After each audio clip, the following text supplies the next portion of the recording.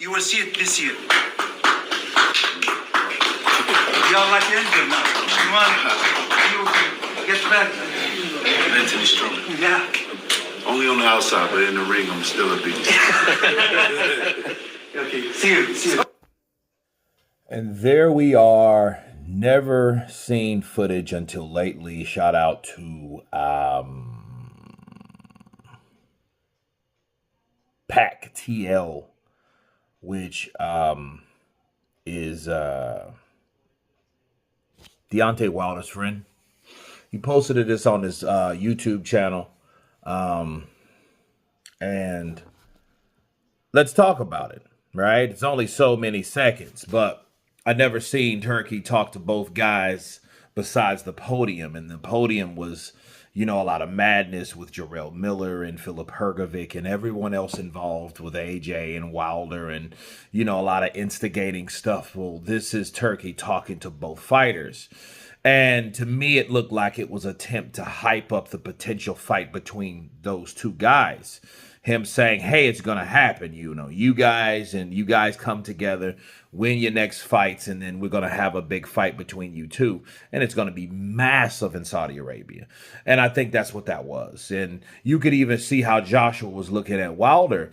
To me, the whole thing was Joshua was not really open to Wilder, open to really talk to Wilder, open to conversate or anything, to connect with Wilder at all. I mean, it was more of a, you know, hey, I'm here and he's here, and I guess I just have to, you know, be cordial, and that's it. No, like, hey, let's talk, let's do this. No, it's none of that, because I think over the years between Wilder and Joshua, these guys have done such back and forth, you know, Cold War-like things that's been said between each other. It's like, no, they're not friends. And I don't even think at this point, a lot has went by. And I think a lot on both sides that has went down between those two, to the point it's like, well, you know what? You know, I haven't talked or thought about you in a long time.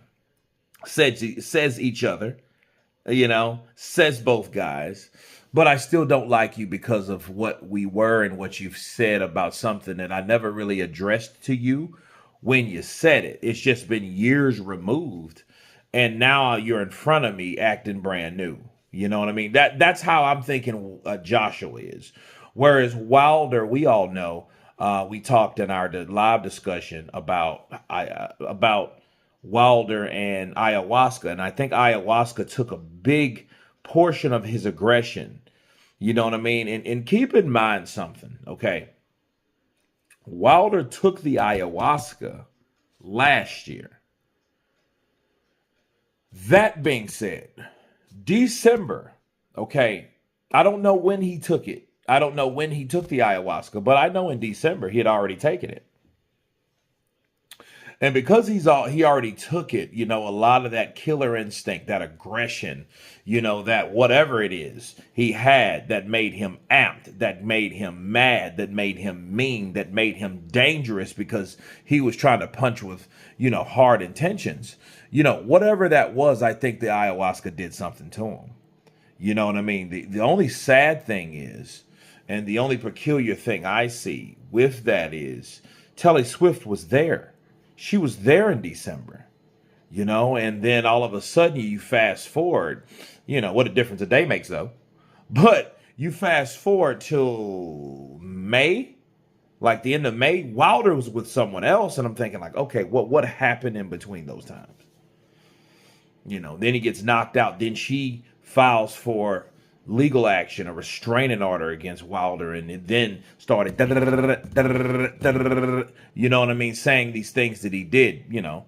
So I don't know, but I can tell you those are both guys. You know, Joshua, you know, he hadn't knocked out Francis Ngannou yet, so this was still a new thing. This was the day of reckoning. This was more behind the scenes. I wish it would have came out earlier, like when the day of reckoning was going on, because it was a lot to cover, and there was a lot of interviews and a lot of work to be done. but nonetheless, that would have been one of those times. But again, I don't think that Joshua and Wilder said too much of anything to each other. Wilder still kind of, doing the humble African